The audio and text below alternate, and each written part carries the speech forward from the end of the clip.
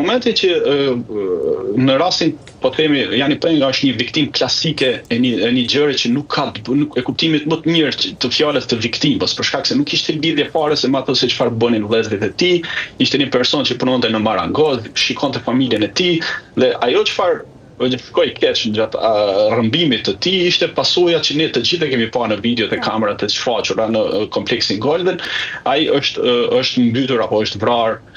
dhe ende nuk është ditur. Për trupin e tij nuk është gjendë edhe sot e kësaj dite. Dritari Rexhepi tashmë çfarë bën?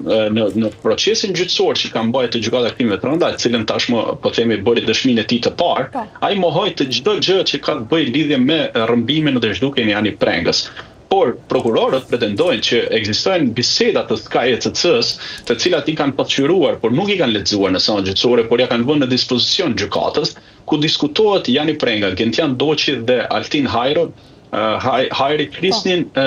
për rrëmbimin dhe pse shkoi keq dhe vdekjen Jani Prenga. Pra, në një farë mënyrë, pavarësisht qëndrimit që mba Dritani Rexhepi, unë mendoj se prokuroria ka siguruar shumë materialet mjaftueshme që të provojnë se Dritani Rexhepi ndoshta nuk kishte urdhër dhënësi për rrëmbimin e tij, por Dritani Rexhepi luante rolin e ndërmjetësit mes familjes së Jani Prengës dhe vëllezërit, po themi, Gentian Doçit për ta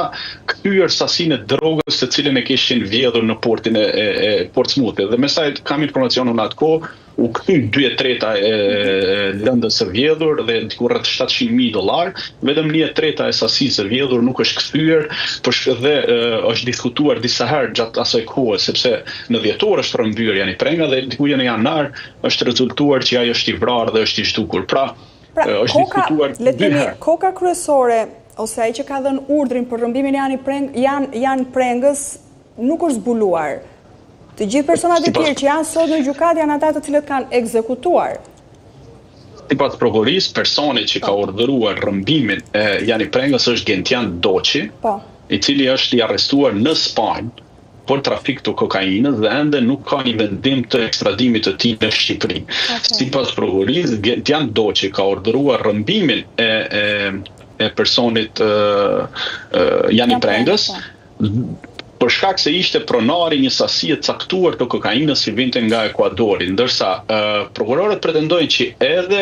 Dritani Rexhepi ose Gramoz Rexhepi është personi që ka urdhëruar të bëhet një veprim i tillë, por ai e mohon një gjë të tillë. Por ajo që është provuar tashmë nga bisedat e SKECC sipas prokurorisë, mendohet që këta flisnin me Altin Hajrin dhe Gentian Doçin dhe Gramoz Rexhepi duke saktuar se çfarë shkoi keq në vdekjen e Jani Prengës. Vetë Dritani Rexhepi ose Gramoz Rexhepi e mohon lidhjen që ky kishte të bënte ose kishte biseda mes këtyre personave për shkak se pretendon që ka qenë në burg në atë kohë, por edhe prokuroria pretendon që gjatë kohës që ky ishte në burg komunikonte me vllajën e Jani Prengës apo edhe me Gentian Doçin, të cilin ky pretendon që nuk e njihte, por prokuroria pretendon që në një burg të Firencës janë njohur së bashku dhe çatë kanë një lidhje. Pra, në një farë mënyrë Gramoz Rexhepi është personi i cili përveç se ka qenë porositës ose ndërmjetësi për të dërguar sasinë e drogës në Shqipëri, është edhe personi i cili ka biseduar ose personi ndërmjetëm mes rrëmbyesve dhe familjarëve të tij për ta dorëzuar dhe për t'i kthyer materialet. Por në ditët vazhdim mendoj që prokuroria ose në leximin e pretensës mund të pasqyrojë edhe mesazhet të cilat pretendohet që janë biseda të Altin Hajrit në kërkim, Gentian Doçit, i cili është arrestuar në Spanjë, dhe Dritan ose Gramoz Rexhepit që flasin në lidhje me rrëmbimin dhe pastaj